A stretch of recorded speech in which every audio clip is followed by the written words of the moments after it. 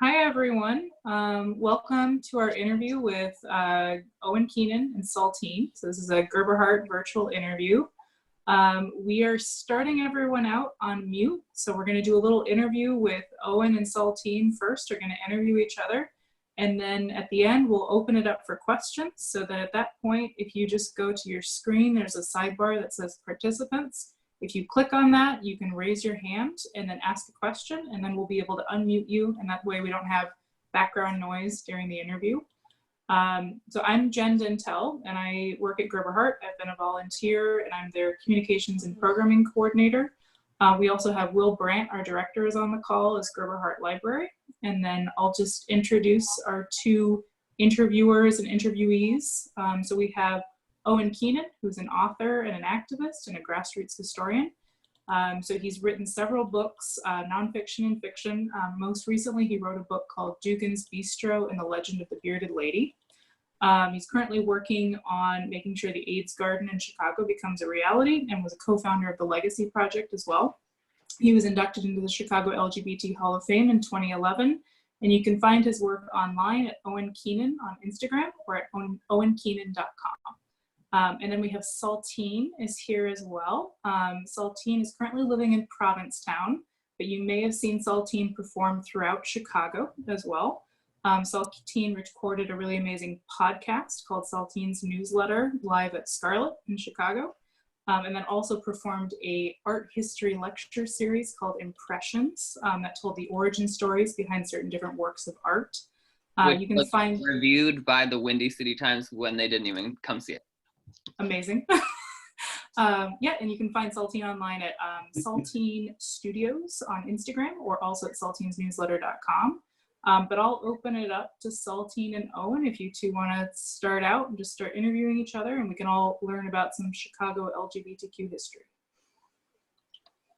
Hi, everyone. Thanks so much for having us. Thank you. So, Owen, when do you think I will be inducted into the Hall of Fame of Chicago, even though I've moved and have no plans of coming back? That would be hard to predict, but I'm guessing by the end of this decade. Okay, yeah. I'm predicting big things for you in 2025. Yeah, me too. I think it's the presidency. Wait, so how did you react? Did you have to be nominated for that? Like, did you know that was happening or? Well, you have to be, they have to have cooperation for someone to be involved.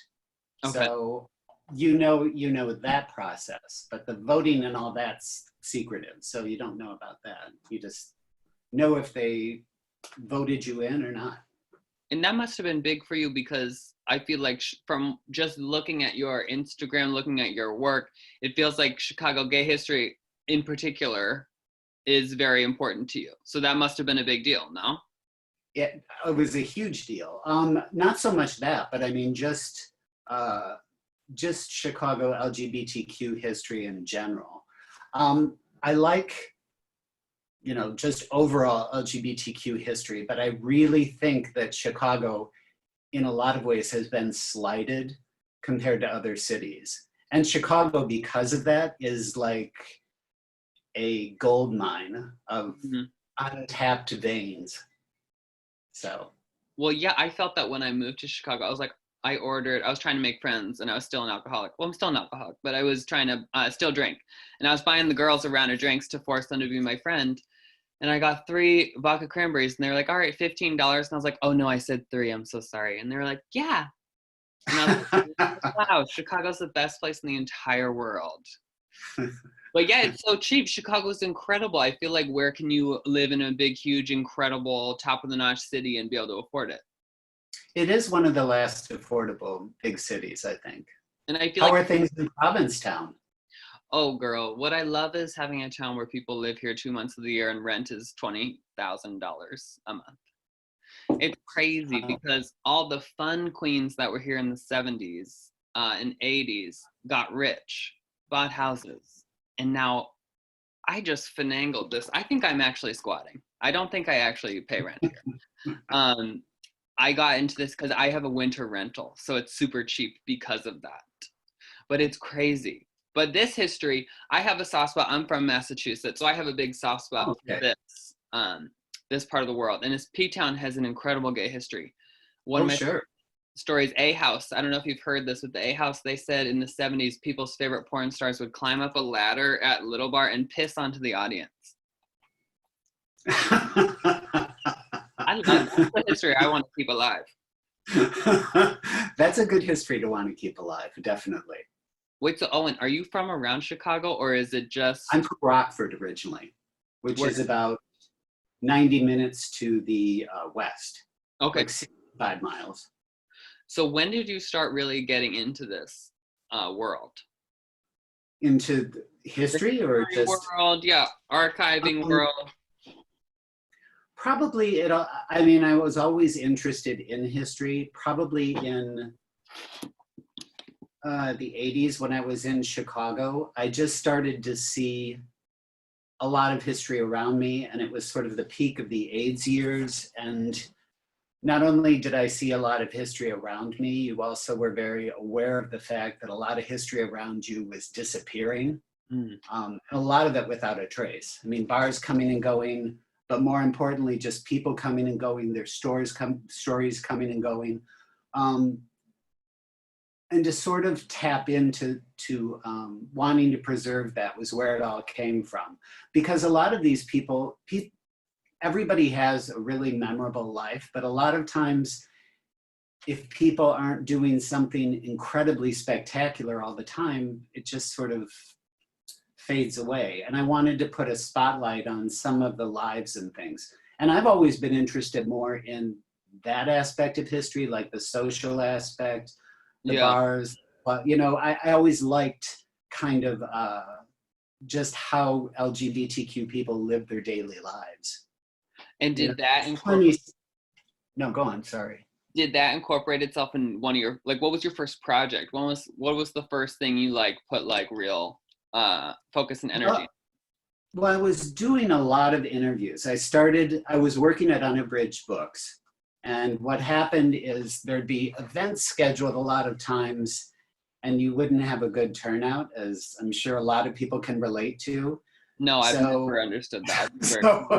So being codependent, as soon as nobody shows up, or very few people, I'm overcompensating, and, you know, so all of a sudden I'm interviewing them for the paper.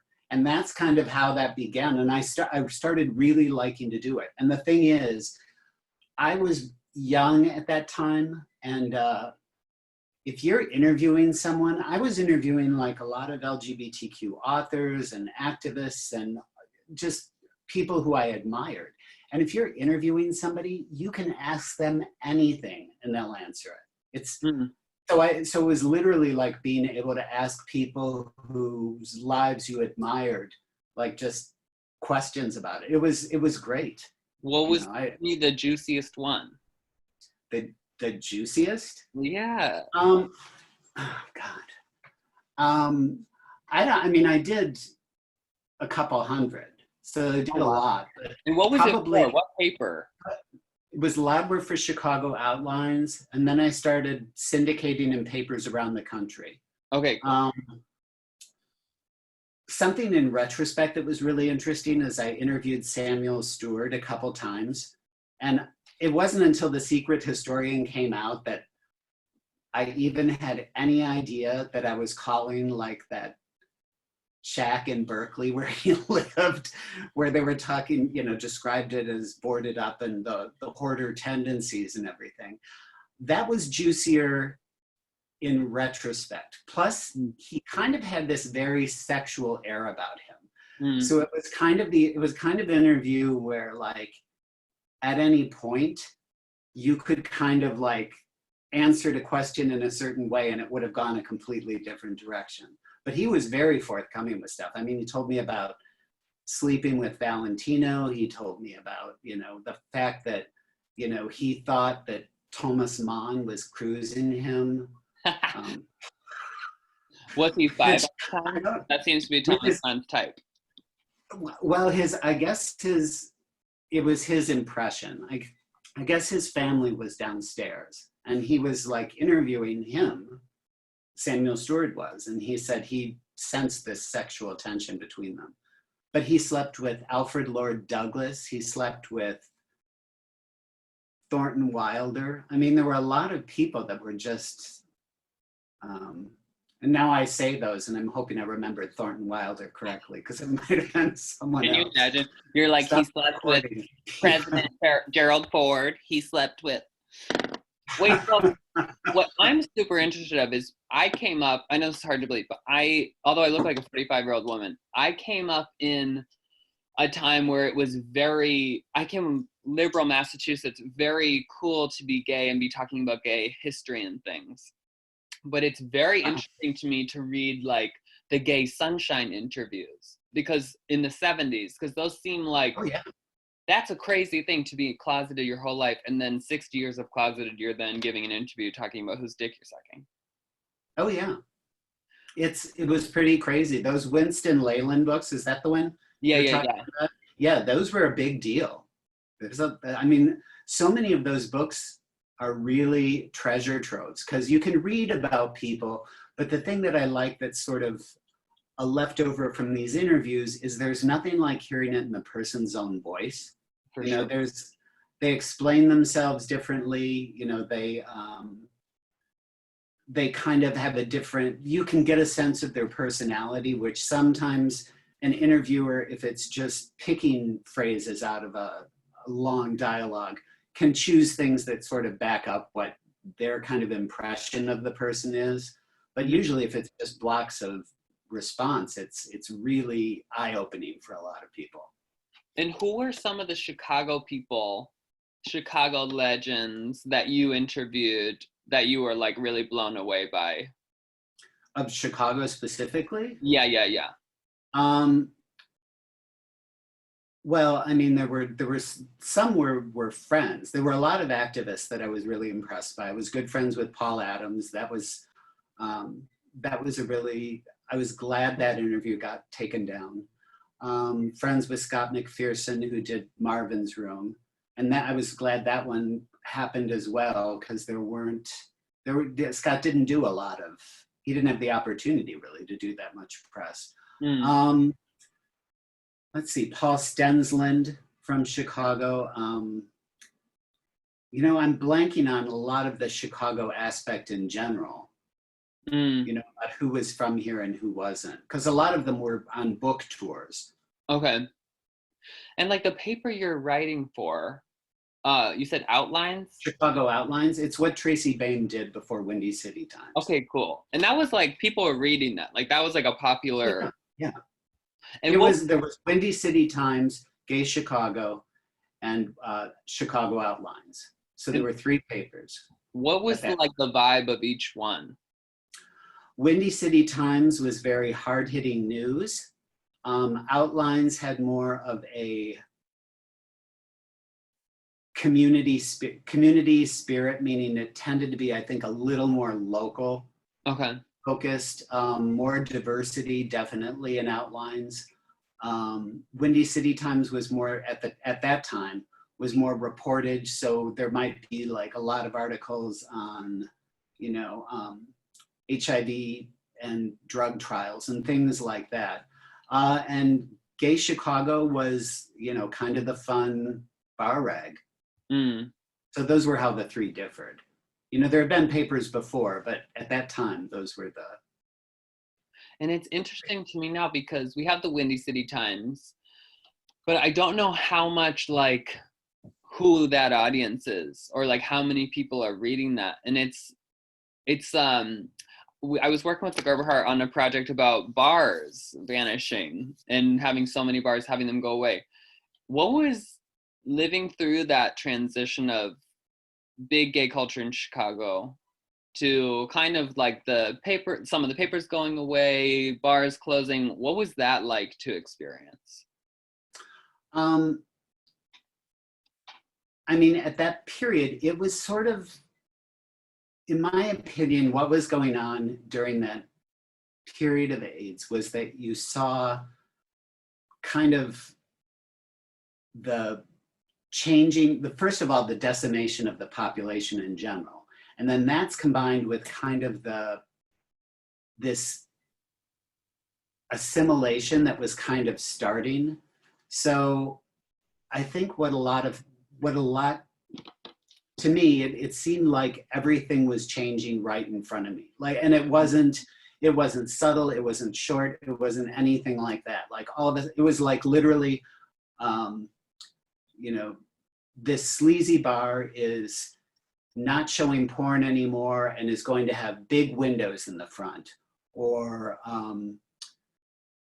this bar is gonna, you know, this fun bar is gonna close and now they're gonna be more of a, you know, a mixed bar. So there were a lot of things that were happening that just sort of showed a time that was coming. But the bar scene was, yeah, it was completely different. I never, ever remember going to a bar and having to pay a cover charge or wait, ever. Like never, New Year's Eve, anything. Oh, like, wow. And it's not like I walked there and said, I'm here.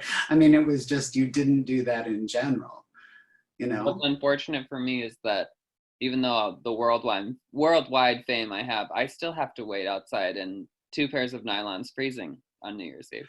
Yeah, but they probably want you outside to sort of lure in passerbys. I just lure in truckers. All these truckers I know that girl. But yeah, it's very, like, that's a part of the history I don't see written about as much, or maybe it just hasn't come to maturity yet, but like 2005. Like, I feel like there's only like, I know Andrew Holler in his book, In September the Light Changes, there's a little about that.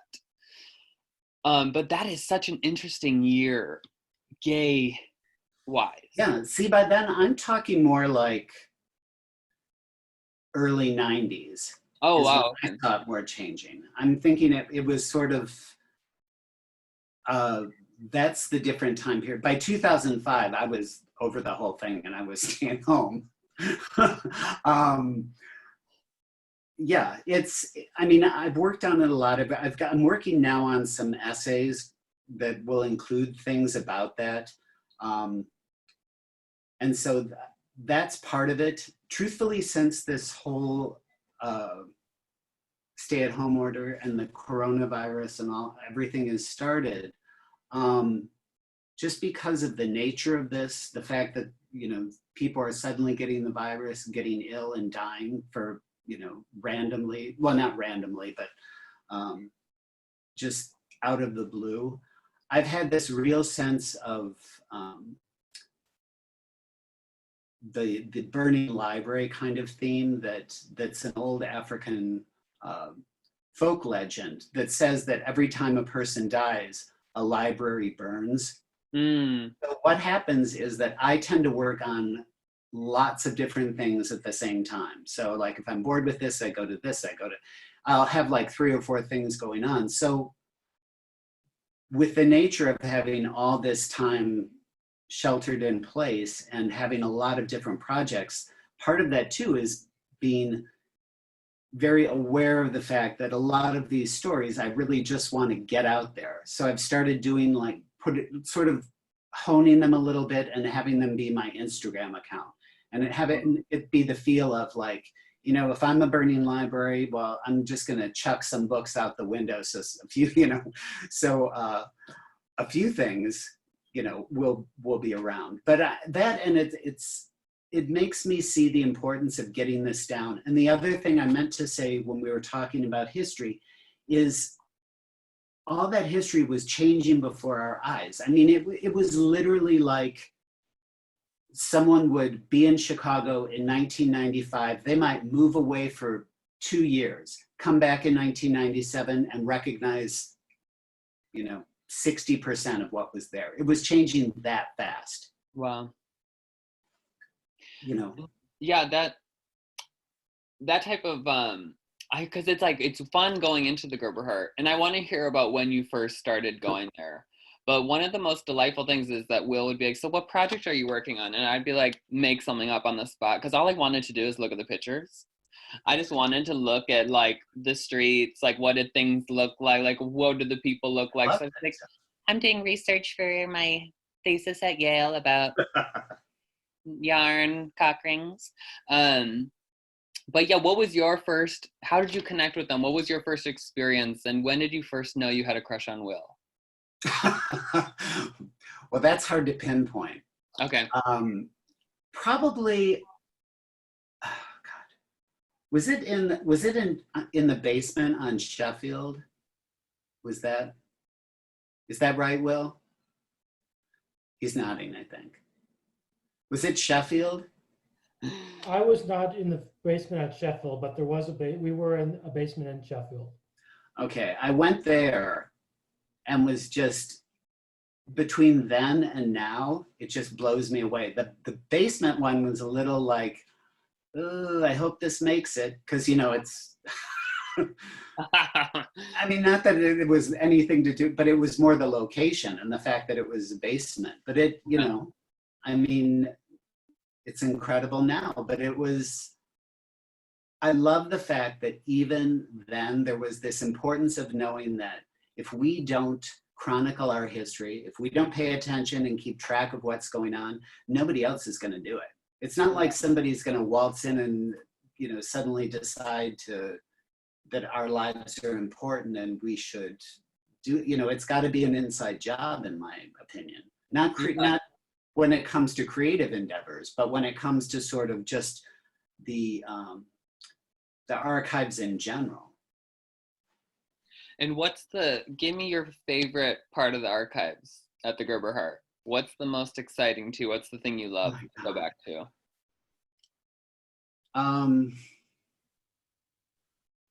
Well, to tell you, the displays there are always pretty amazing. I love seeing I'd love seeing. Shout out to Jen and the whole team doing those beautiful things. They're fantastic.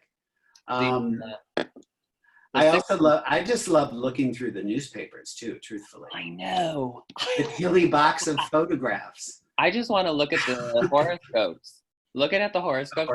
It's like, you're going to find a guy. He's going to be really kind to you. His mom's going to have epilepsy, but it's going to be okay. They're so specifically beautiful. Oh yeah, let's shout out the exhibit. What exhibit do y'all have? Oh, I forgot we're in quarantine. Our lives are over. But what exhibit do you have one in the future coming up that we can know about? Yeah, so right now we've got, we were planning on taking our Lavender Women and Killer Dykes exhibit down at the end of March, but then everything happened, so it's still up right now. We're hoping we can do some sort of a virtual tour where we go through and look through the exhibit. We do like an Instagram live and record it and post it on our website.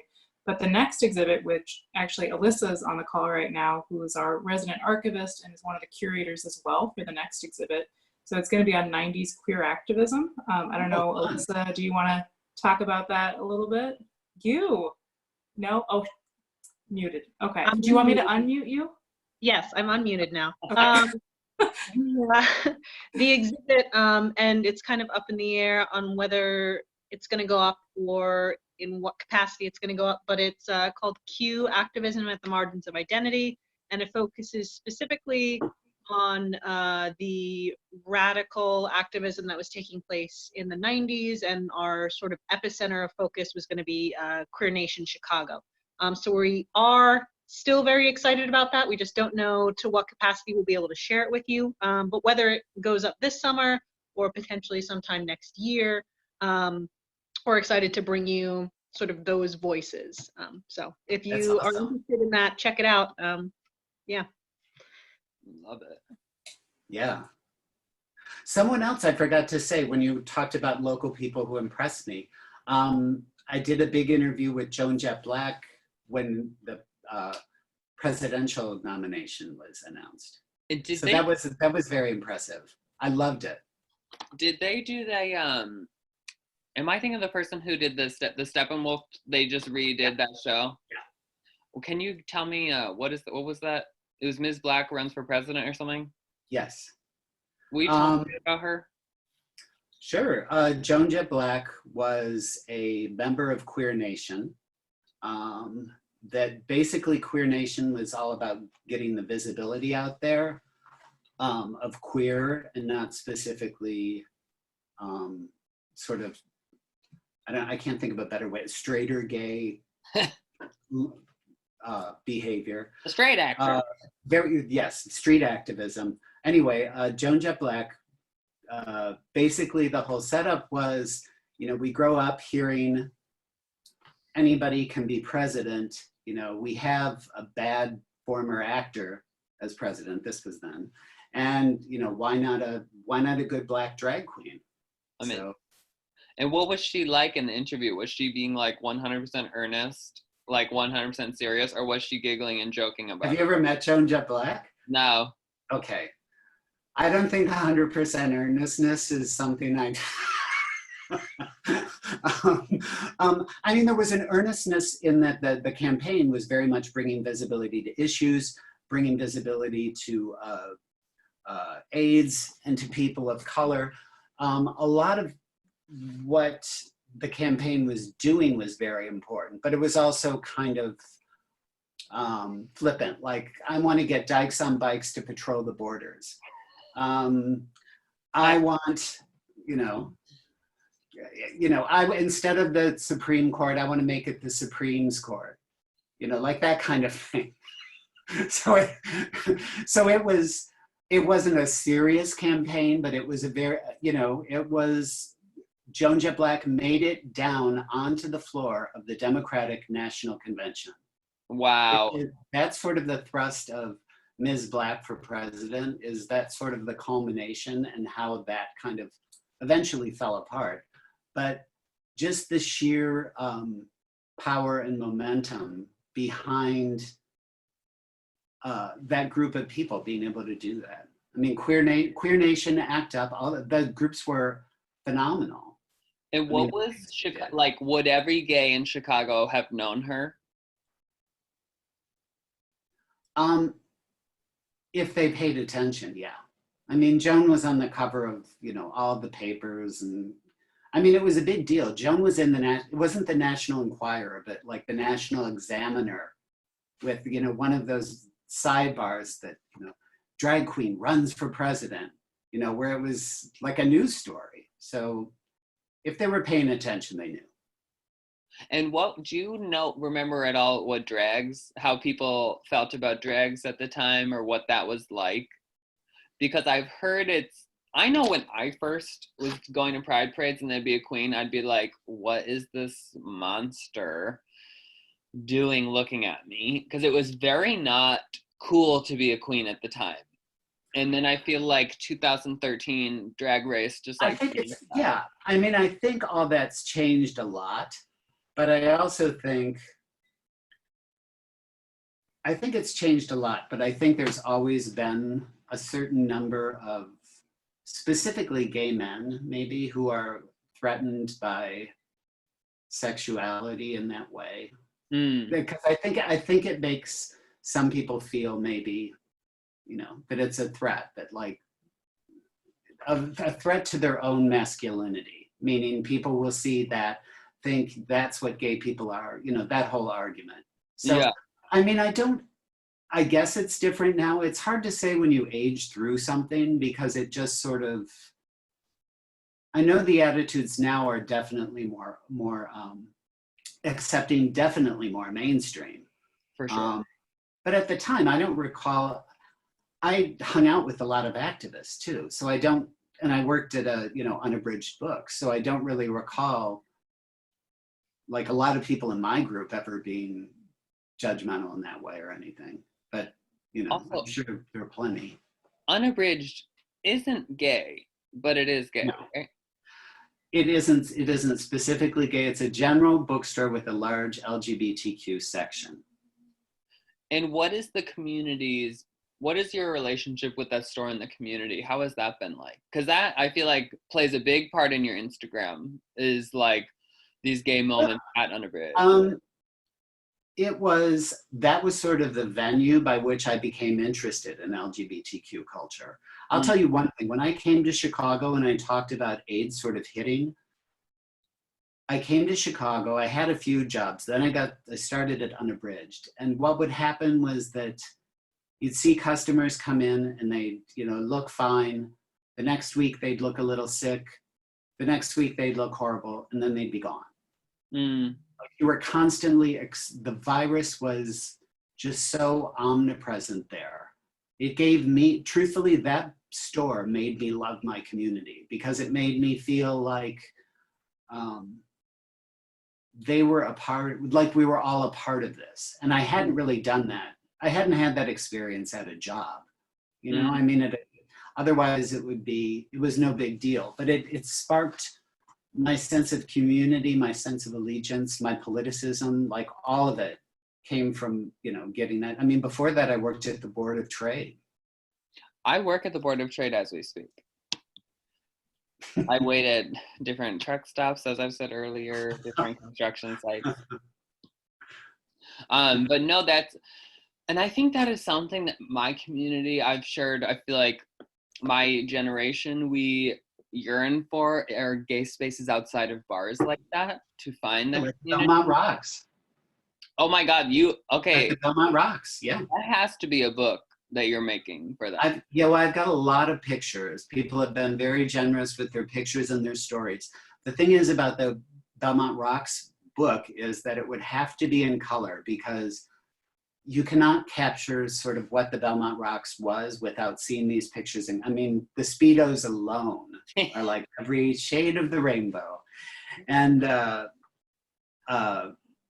you need color. And the pictures are so variant in quality. Some are Polaroid, some are professional, some are snapshots, you know, all over the place. Yeah. I have them, people have been sending them. I have them from the 50s through probably the 90s.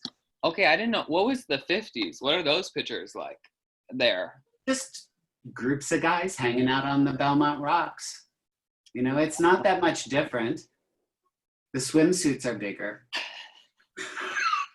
That's so interesting because the 50s such an incredibly different time. I can't imagine. That's the amazing thing about the Belmont Rocks. The Belmont Rocks, at a time when our bars all had darkened windows, you were laying out in a group of gay people, LGBTQ people, laying out in the middle of town in the sun. Yeah.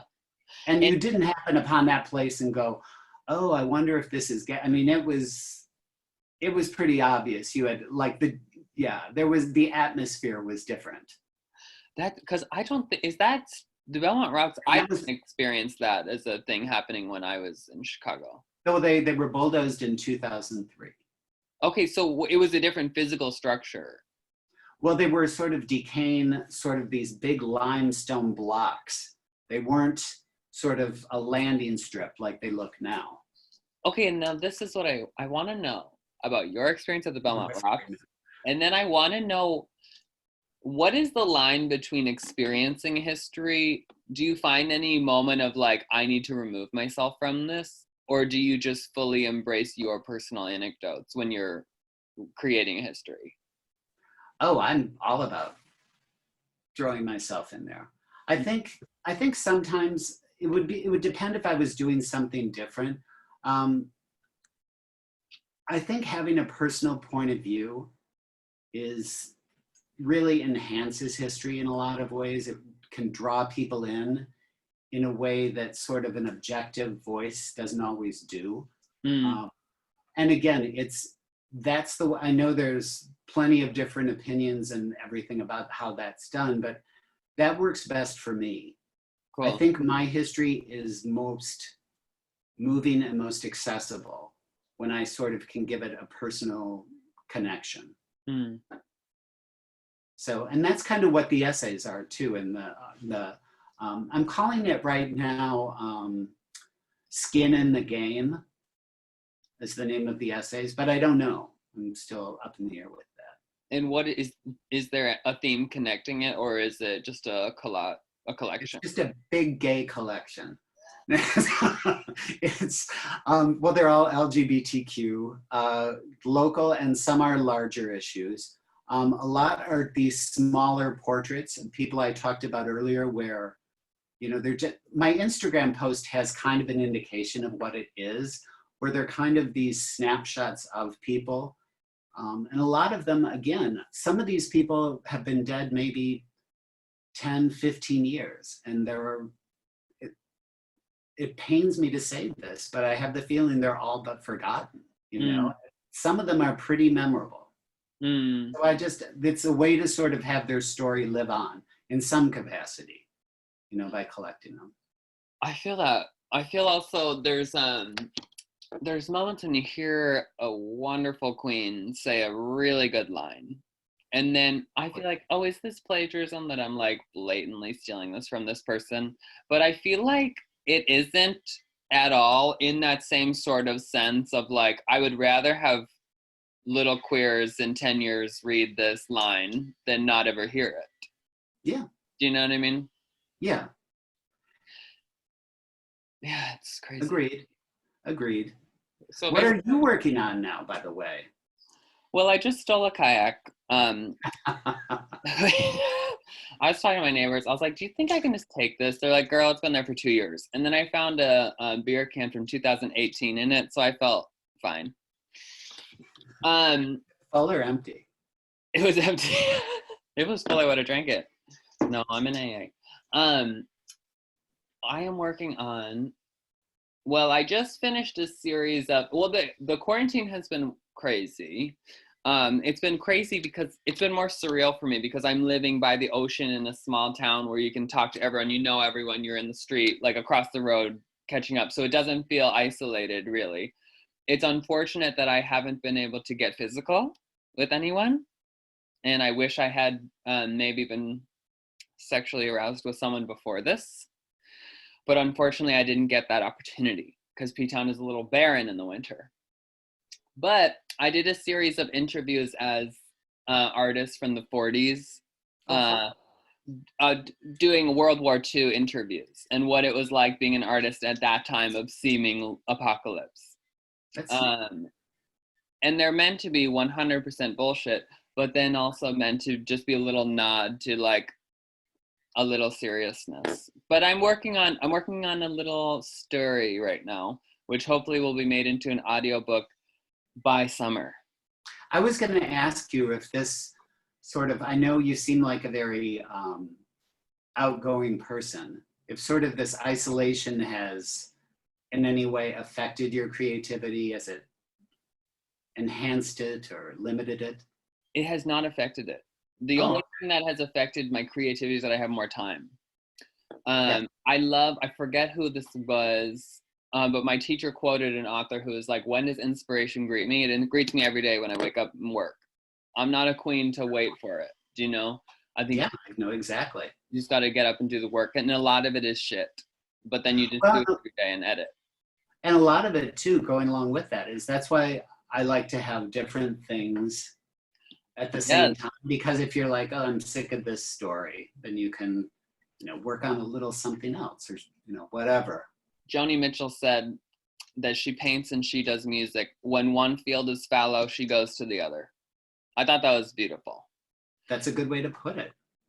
But yeah, I'm such an introvert actually that like my day-to-day life patterns, aside from not being able to go to the library here, is not changed. Like I spend so much time alone anyway. It hasn't really changed. So I've been kind of enjoying the quiet, and I like everyone else being on my level. And I also like walking around Friday night and not feeling like a horrible loser because I don't go out. I like that everyone's also inside. But it's been good. It's been so weird, but it's been a nice time to work. You can get a lot of work done when you don't have any actual job to do. It sounds like it, yeah. But do we want questions, y'all? What do we think? Should we giggle more? Yeah, I mean, if anyone wants to ask a question, just go to the participants tab and just hit the raise hand, and then I can unmute you. But yeah, any questions for either Owen or Saltine?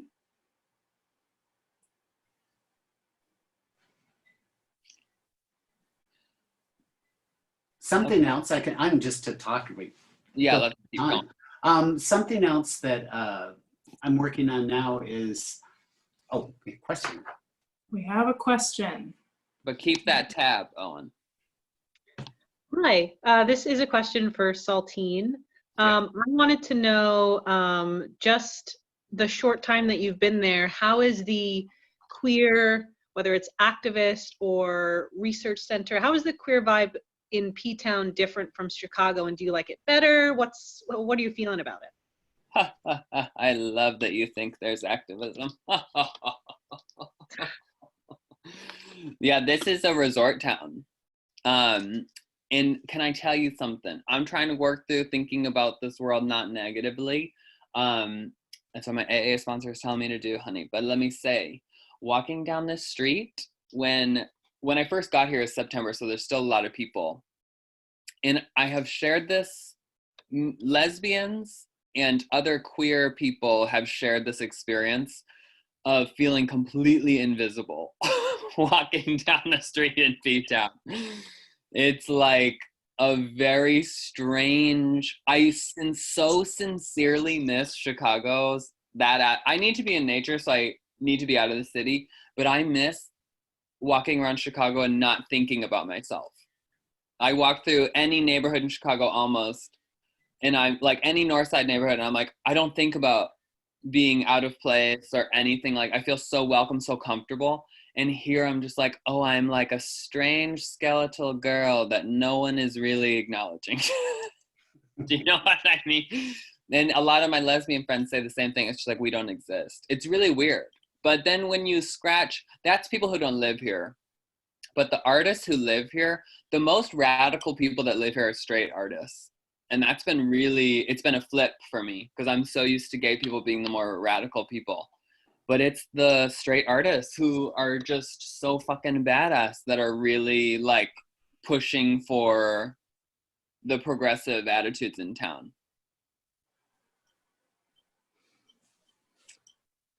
But I mean, I just look like every other normal mask for mask guy, so I don't know why people aren't hitting on me. Do you know? But Owen, what were you saying as we wait for more questions? Oh, Stephen raised his hand. Oh. Stephen raised their hand, sorry. Oh my God, Can you hear? Can you hear me? Yeah, we can, honey. How are Okay. you? Oh, I'm great. I'm loving this interview so far. This is more geared towards Owen, but I guess you could answer it as well. I'm finishing up reading Dugan's Bistro, and I'm just curious if there are certain places that you really wish you could have gone to. Like for me, when reading about Yes. the Bistro in its heyday, I'm like, wow, I really wish I could have seen that. So yeah, Owen and Saltine, just wondering if there's places in your mind that you're like, damn, I wish I could go there. All the time. And that's one of the reasons I write about them, because the only way, if they're not filmed, that you're going to be able to imagine it and put yourself in it is by eyewitness accounts. And, you know, with something like Dugan's Bistro, I mean, you know, your demographic was, first of all, decimated in the epidemic. And, you know, then you've also got age going on too. So that's why it's so important to get these stories down, because there'd be no link to experience that if you didn't have people's eyewitness accounts of, you know, oh my God, and then this happened. And then, you know, the ceiling opened up and a bathtub came down in it. And Eddie was in the bathtub. And then, you know, chorus boys, naked chorus boys, poured bottles of champagne on him. You know, just things that, yeah, but, you know, obviously he's not going to be in the Tribune. And it was absurd enough not even to make the gay papers a lot of times. They'd be in the gossip columns of the gay papers a lot of times. But just like the thought of something like that just being lost to time breaks my heart. And like, how many crazy stories do we not know? Because if somebody descends from the ceiling in a bathtub, I want to know about it. Are there any places that spring to mind? This is a bearded lady scarf. Oh my gosh. I had it sitting right Amazing. here. Like, anyway. Oh, and I read that last year during the polar vortex, a similar quarantine. Do what? It was during that when it was so cold we didn't leave, and I just sat and read that whole day. I wanted to go into was it the basement that was her dressing room, the bearded lady? It was the old server locker room. And it would just be these mounds of clothing and props. That sounds like a dream. That's where I want to go. But yeah. But going back to your question, yeah, there's lots of places like that. And even if I'm not talking about the bistro, like one of the things I try to do in my work, like in the bistro book, like I talk about BL, the bearded lady, going to New York for a while and working at G.G. Barnum's, which I started researching G.G. Barnum's. If you don't know about this place, New York City, gay disco, and then above the dance floor was a net, and then above that were chorus boys on trapezes. So I'm like, well, that needs to be chronicled. So I find myself sort of getting sidetracked too easily, because I want to share, any weird tidbits like that, or the stuff that just, make me go like this. Amazing. Owen, can I ask you who your favorite porn star was that you interviewed? Yeah. And tell us a little bit about the project. Oh, this was years ago. I did 4 books of interviews with porn stars called Stars with a Z, More Stars, Ultimate Stars, Rising Stars. And they were just, these fun sort of flippant, not flippant, they were probably like 4 or 5 pages, just very light kind of, what's your favorite thing to do in bed? What's the sexiest thing you've ever done? Just sort of these questionnaires. My favorite, there were a few. I really liked Michael Soldier a lot. He told this beautiful story about when he decided to be a porn star, that he was taking with it kind of the same attitude that his family took to anything. Like, if I'm going to be a dishwasher, I'm going to be the best dishwasher I can be. If I'm going to be, and he applied that to being a porn star. So it was kind of this family pride kind of thing mixed into it, which I found really fun. That's incredible. He's using the fire hose to clean himself out before that big scene. He's doing the best. Other questions, y'all? Oh, I'm sorry. What I was going to mention earlier is my big project during this, in the past probably few months, is I'm working on a novel. Oh, and it's called The Watchers. And I'm finishing it up now. And what I miss is, like, especially during this quarantine brings it home. I'm like, the LGBTQ community, specifically the gay community, really needs like a big fucking juicy Jackie Suzanne novel, and so that's gay. And I'm like, so I want to write a big gay Jackie Suzanne novel that's raunchy and, full of betrayal and jealousy and like just all this sort of soap opera-y, Dynasty Dallas kind of stuff. And I set it in a porn studio. So it kind of ties along with what we were talking about. What decade are we talking? It's contemporary, but it has the feel of, like, how Dallas was about the oil industry? Mm-hmm. Like, it's kind of like that. Like, it's about the porn industry, but it's about like a reimagined version of the porn industry. So yeah, it's not like, Falcon Crest delves into, the world of wine making or anything like that, but that is sort of the backdrop. So porn is sort of the backdrop for like a bitchy tale of sex, betrayal, and I can't think of what else. I'll think of a good third word. Oh, I love. Ambition. I love. That's the other thing. Anyway. That's incredible. It's fun. It's fun. It's fun to write. Our Jen probably would love it because you love trashy lesbian pulp novels. I love trashy books in general. I mean, romance novels, pulp novels, love it. You know what? And here, I'll give it, when I first started working at the bookstore, gay LGBTQ literature was so different in that there were all sorts of novels like this. I don't know if you can see this. This is Tories, and it's about the handsome, sophisticated, shameless Tory who dominates the disco scene in New York by having his own disco named Tories.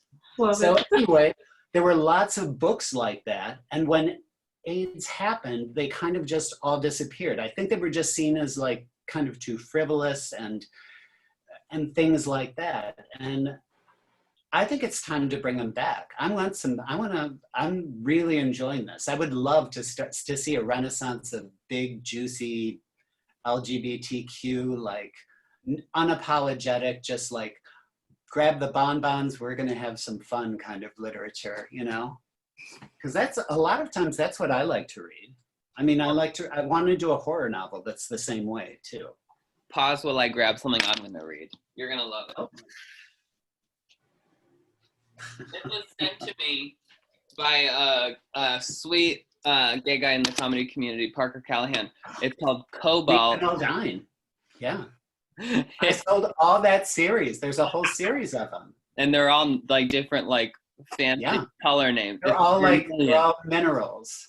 Like they're cobalt, slate. Yeah. Oh, we sold a lot of those Nathan Aldean novels. Yeah, blue was the color of his piercing eyes and a cool shade of murder in P-Town. Don't you love it? I feel like actually doing like a live reading could be a funny thing. They would be, yeah, well, and the thing is like, I mean, I'm smiling as I talk about this, but it's not in any way, like, I consider this like, there is, truthfully, with trying to write this, there is so much genius that goes into like keeping the pages turning, keeping everybody in line, keeping the sexual tension on high, you know, there's, you know, keeping like, you know, this animosity between this one and other one, like at a fever pitch. There's really a huge talent to it. And I think sometimes it just kind of is brushed aside. I have a whole new respect for this. And a whole new level of fun in my life, I must say. I'm Googling very quickly. There's a novel by Margaret Atwood. It's her third novel. I can't remember the name yet. Pause while I find it. Lady Oracle. Mm-hmm. And it's about a woman in Toronto, but then it's interspliced. The woman is a romance writer, and it's like this, but it's leave it to Margaret Atwood to make you see the genius behind it. You would really like it, Owen. Thank you. I know the book. I have never read it, though. Very good. Very, very good. I love her little I've been snatching these up, like, whenever I see them. Like, well, thank God there are 50 cents. That's the only thing that's still cheap in this world, is those pulp novels. And it's lots of buck for your penny. That's all I can say. Listen, I'm in a beach town. What else do I want with a beach novel with romance? There you go. Also, after my partner Marshall Law died, I don't think I'll ever have romance again. So I need to just live through books. Oh, I thought of a good drag king name today, if anyone's interested. Welcome to the stage, Rob DeBank.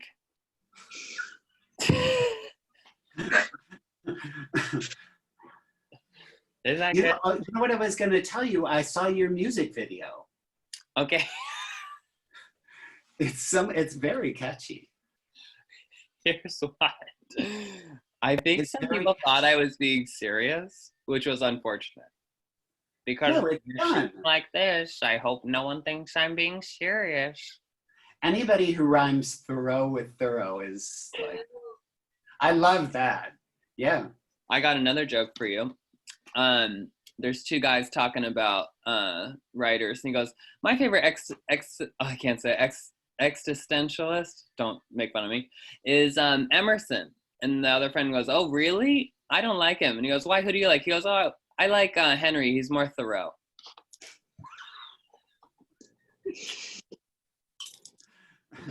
It's bad. That's what makes you a lyricist. I do want to put out, I wish I had this to show you. it's with my friend Jesse, who was holding a crate of books for me while I moved that I promised I'd come pick them up, and of course I never did and never planned on it. But one of the books in that is books of gay jokes. And I think it was made in the 80s. It's all those, Allison did that. I remember the book. It's incredible. I want to do one of those for this generation, this time.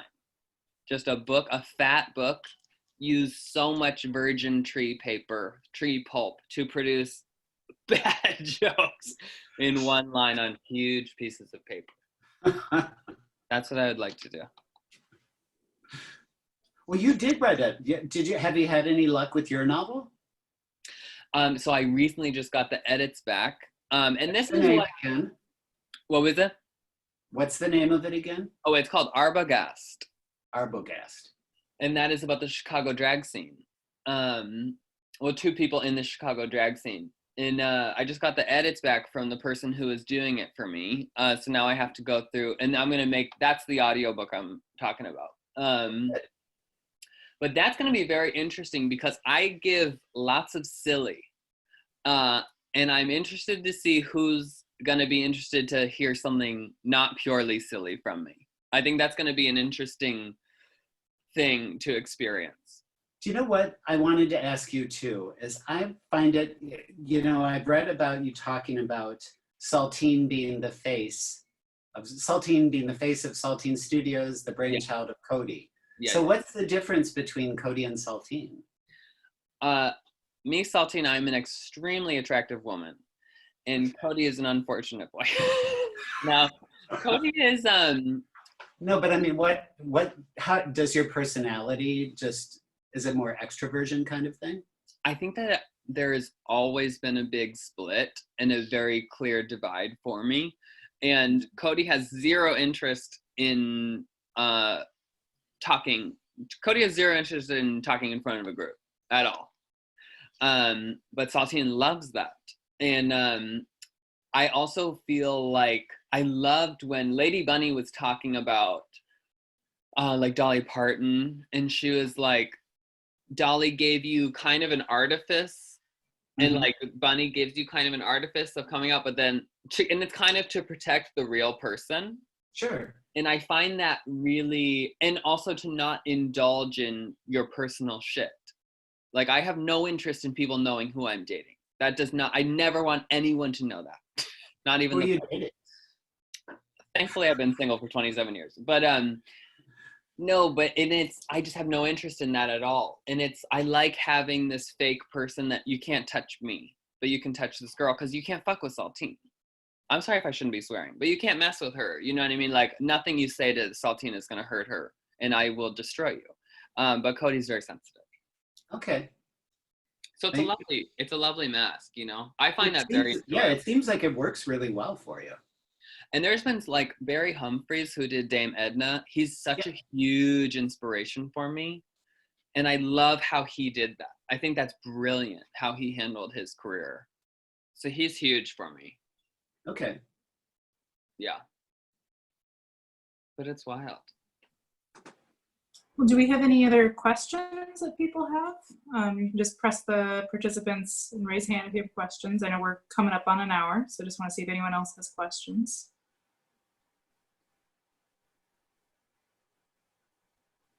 All right. Oh wait, we have one. We have a question. All right, Kelly. All right, Kelly, you're live.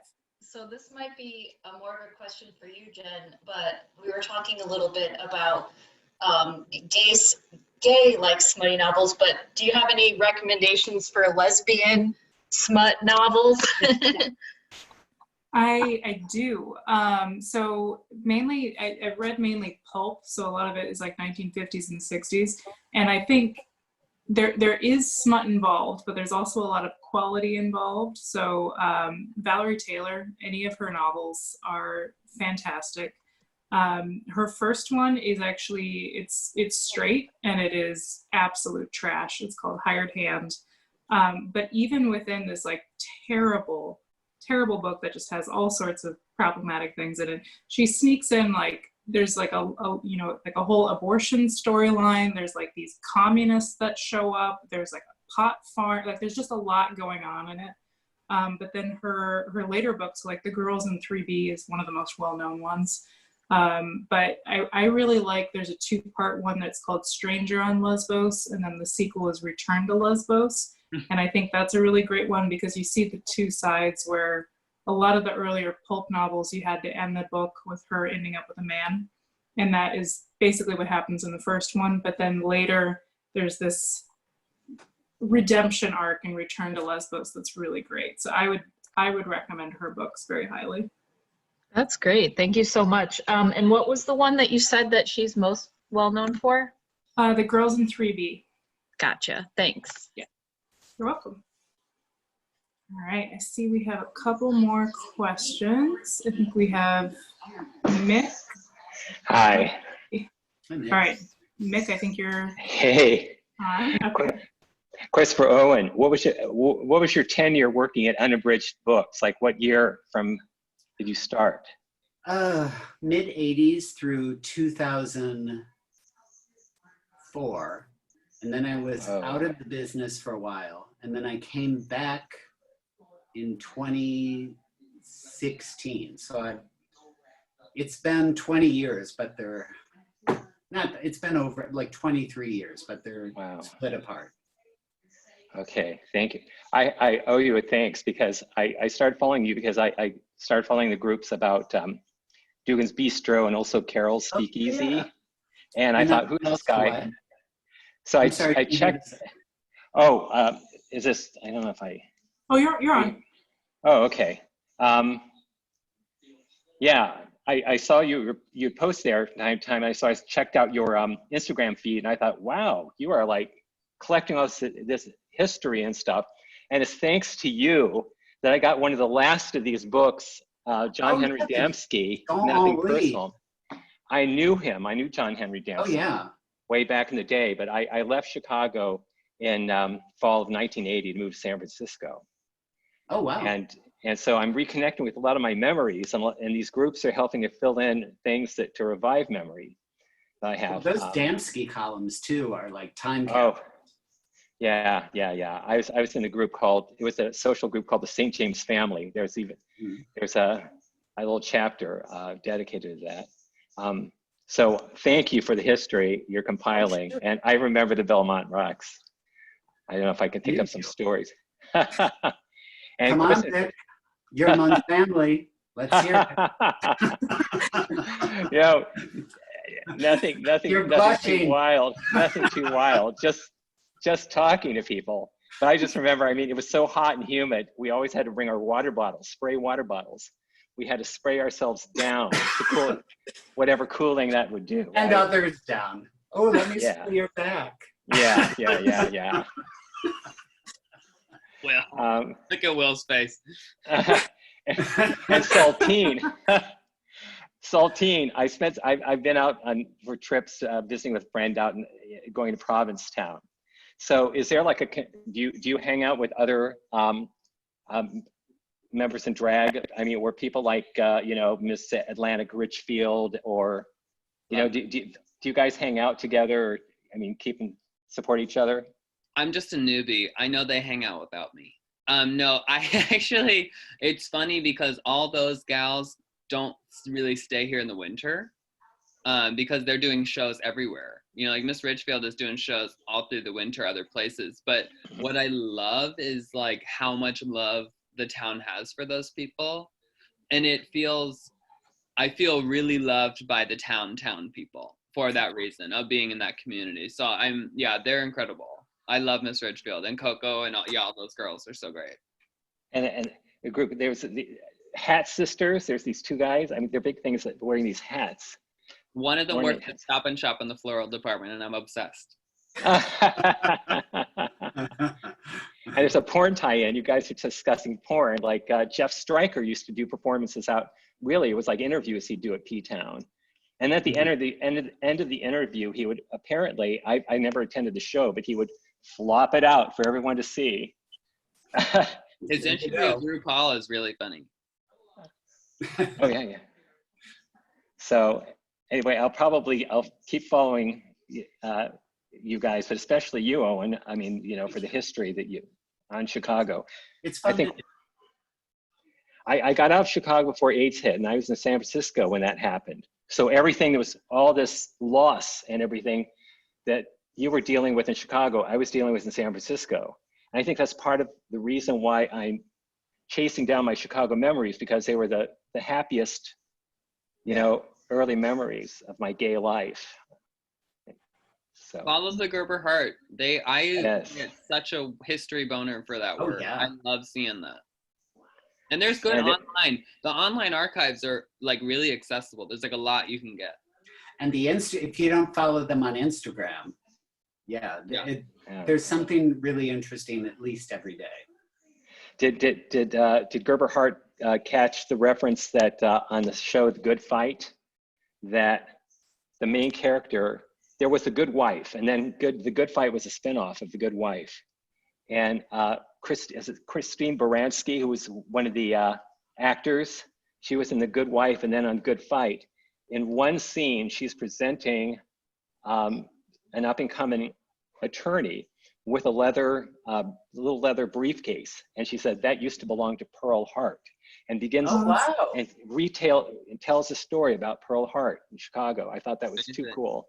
And Pearl Hart used to be the partner of Valerie Taylor for years, making it all full circle. Yeah, that's really cool. I'll have to check that episode out. That's wild. Anyway, all right, I think we've got thank you one. for the Yeah, thank you. And we've got looks like we've got one more question from Alyssa. Yeah, So it's me. Before I ask my question, we have also John Henry Dansky's archive at Gerber Hart as well. So little plug there. But this question's for Owen or Saltine. Since we're going to be stuck inside for at least another month, do y'all have any queer lit recommendations, audiobooks, PDFs? What should we be reading? I just finished this. It's Disaster-Rama, and it's subtitled Adventures in the Queer Underground, 1977 to 97. Ooh. He's he was involved in homocore, and he was in San Francisco for a lot of it. It's a lot of good stories, and it's a lot of crazy stuff.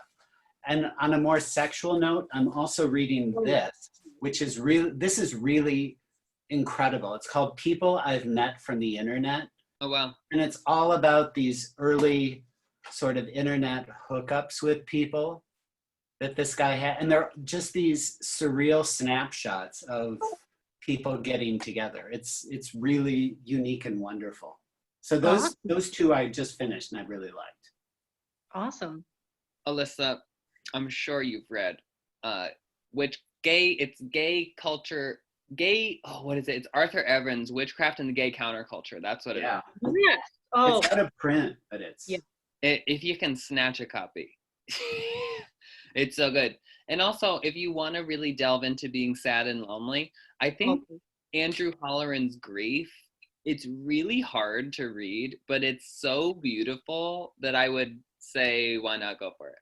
I mean, we've talked about this before because it's both of our favorite novels. Oh my God. wow. That's wild. Yeah. Yeah, we have that connection, girl. I remember. Yeah. Oh, I should have given you a different one. You don't reread it. Maybe I just need to stimulate my sad glands. Who knows? Oh, you could read what is the Jean Genet novel? What was his first?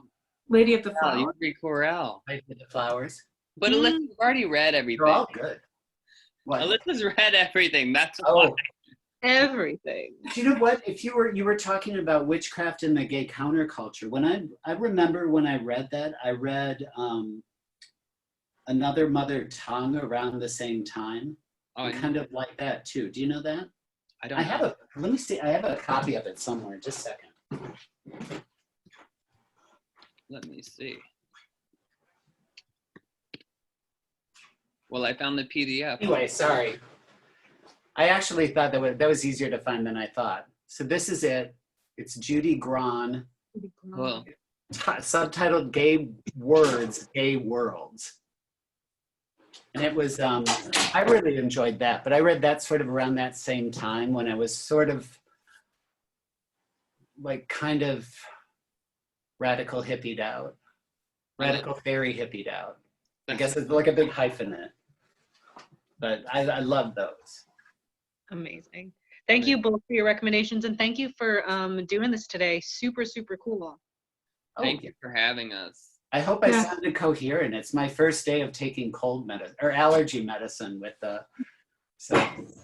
You sounded great. Yeah, thank you very much to both of you for coming, and thank you for all of you for attending and asking questions. We're going to have a lot more programs coming up, so sign up for our newsletter at gerberhart.org, and then follow us on Instagram and Facebook. We'll keep posting more there. But thank you, Saltine, and thank you, Owen.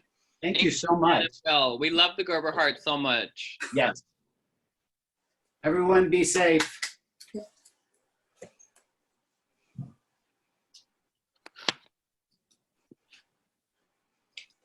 Oh yeah, that was so great. That went so well. Thank you so much, Saltine. Thank you so much for it. This was a delight. You know y'all are like my favorite thing in the world. So I'm so happy to do anything with you. Well, hopefully we'll get to see each other soon. I know you're not coming back to Chicago anytime soon, but I'm going to come maybe to we visit. can. I'm not going to live. Perfect. So Those are good. I was planning to come in July, but that's not happening anymore. Oh, someday soon. Will, do you have anything or? All right. Thanks, Will. Yeah. Thank Bye. you. See you later.